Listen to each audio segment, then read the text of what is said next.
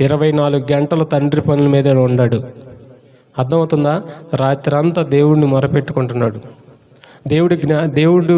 దేవుడు తండ్రి చేయాల్సిన పనిని ఏది తండ్రి అని తండ్రికి మరి మాట్లాడుకుంటున్నాడు ప్రార్థన ద్వారా. ఆయన మరి పగలంతా ఏం చేస్తున్నాడు?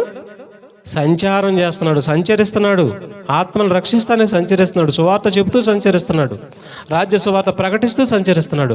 అలాగ పగలంతా సంచారం, సువార్త ప్రకటన పని, రాత్రి అంతా ప్రార్థన పని. ప్రార్థన ఒక్కటే చేశాడా? చెప్పండి. ప్రార్థన ఒక్కటే చేశాడా? పని కూడా, సువార్త పని కూడా చేశారు. ఇంటి పక్కన వాళ్ళకు కూడా చెప్పం. మనం పగలంతా ఖాళీగా కూర్చుంటాం. నువ్వు ఒక విశ్వాసివి, నేను ఒక విశ్వాసిని. పగలంతా ఖాళీగా కూర్చుంటాం, లేనిపోయిన మాటలు అన్నీ చెప్పుకుంటా, సుత్తి మాటలు, సోది మాటలు అన్నీ చెప్పుకుంటా ఖాళీగా కూర్చుంటాం. సాయంత్రంకి వచ్చేసరికి